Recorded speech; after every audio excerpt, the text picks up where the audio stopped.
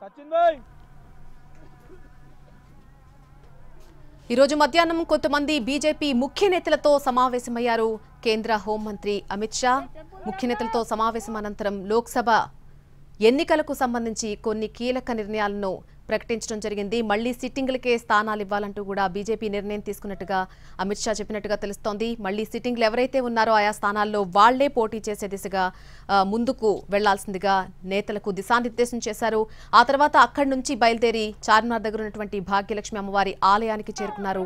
అక్కడ పూర్ణ కుంభంతో ప్రత్యేక స్వాగతం పలికారు ఆలయ అర్చకులు. ఆ తర్వాత అక్కడ ప్రత్యేక పూజలు నిర్వహించారు అమిత్ షా. పూజల అనంతరం అక్కడ ఉన్నటువంటి నేతలతో కాసేపు ముచ్చటించారు. తిరిగి బయలుదేరారు. ఇక దీనికి సంబంధించి పూర్తి అప్డేట్ అందించడానికి మా ప్రతినిధి మహేష్ ఫోన్ లైన్లో అందుబాటులోకి వస్తున్నారు.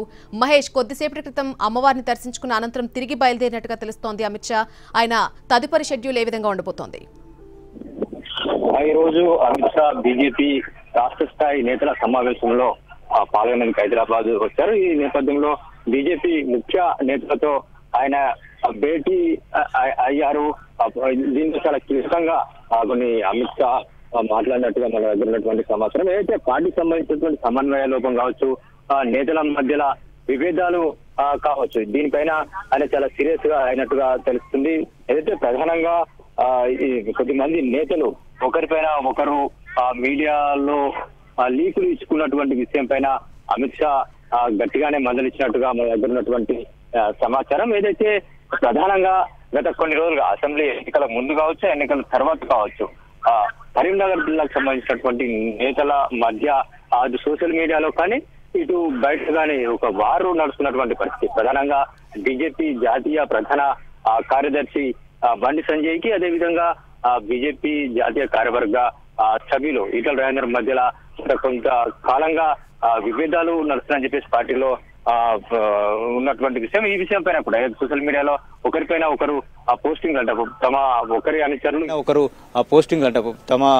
అనుచరులు ఇంకొక అనుచరుల పైన పోస్టింగ్లు పెట్టడము, నేతలపైన పోస్టింగ్లు పెట్టడం లాంటి విషయాలన్నిటి కూడా అమిత్ షా దృష్టికి వెళ్ళినట్టుగా తెలుస్తుంది. ఈ నేపథ్యంలో ఈ రోజు జరిగినటువంటి సమావేశంలో వీటిని ప్రస్తావించి రిపీట్ కాకుండా చూసుకోవాలి, కలిసి పనిచేయాలి, సమన్వయంతో ముందుకు వెళ్లాలని చెప్పేసి చాలా సీరియస్ గా చెప్పినట్టుగా తెలుస్తుంది. అయితే అసెంబ్లీ ఎన్నికల్లో ఏ విధమైనటువంటి లోటుపాట్లు జరిగాయి, అదేవిధంగా ఎక్కడెక్కడైతే నేతలు సమన్వయంతో పనిచేయాల్సి ఉందో అక్కడ పనిచేయకుండా ఉన్నటువంటి నేపథ్యం, సీట్ల విషయంలో కూడా వివరించినటువంటి పరిస్థితి, వీటన్నిటిపైన కూడా అమిత్ షా సీరియస్ గానే మందలించినట్టుగా తెలుస్తుంది. అదేవిధంగా ఏదైతే పార్లమెంట్ ఎన్నికలు ఉన్నటువంటి నేపథ్యంలో సమన్వయంతో ముందుకు వెళ్లాలి, ఇప్పటికైనా ఎవరైతే ఒకరిపైన ఒకరు ఆరోపణలు చేసుకోవడం కానీ, సోషల్ మీడియాలో పోస్టింగ్ పెట్టుకోవడం కానీ ఇవి బంద్ చేయండి, అదేవిధంగా మీడియాలో లీకులు ఇవ్వడాన్ని కూడా బంద్ చేయండి చెప్పినట్టుగా మన దగ్గర ఉన్నటువంటి సమాచారం. ప్రధానంగా ఈ నేతల మధ్య సమన్వయం లేకపోవడం మూలన పార్టీకి తీవ్రమైనటువంటి నష్టం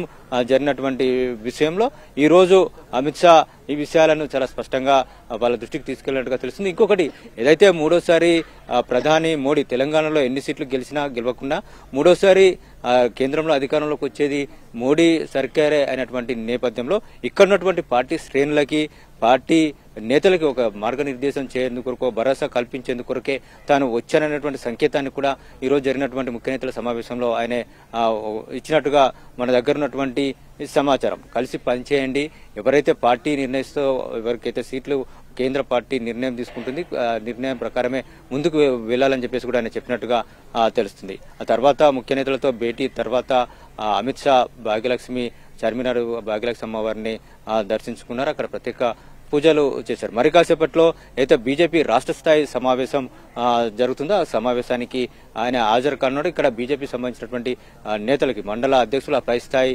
నేతలకు సంబంధించినటువంటి ఈ సమావేశం జరుగుతుంది. ఈ సమావేశంలో ఆయన పాల్గొని కార్యకర్తలకి పార్లమెంట్ ఎన్నికలకు సంబంధించిన సమాయతపైన ఆయన మార్గనిర్దేశం చేయనున్నారు. ఏ విధంగా ముందుకు వెళ్లాలి, ఎన్నికల్లో పార్లమెంట్ ఎన్నికల్లో ఏ అంశాలను తీసుకుని ప్రజల్లోకి వెళ్లాలనే అంశాలపైన ఆయన దిశానిర్దేశం చేయనున్నారు. ఈసారి మోడీ ఎందుకు అధికారం రావాలన్నటువంటి విషయం కావచ్చు, ఇప్పటివరకు తెలంగాణకు కావచ్చు, అదేవిధంగా దేశవ్యాప్తంగా కావచ్చు ఎలాంటి కార్యక్రమాలను మోడీ తీసుకోవడం జరిగింది, ప్రపంచవ్యాప్తంగా ఏ విధమైనటువంటి గుర్తింపు తీసుకురావడం జరిగింది, ఈ అంశాలన్నింటినీ కూడా ఈ రోజు మీటింగ్ ఏదైతే రాష్ట్ర స్థాయి మీటింగ్ జరుగుతుందో ఈ మీటింగ్ లో ఆయన ప్రస్తావించనున్నారు.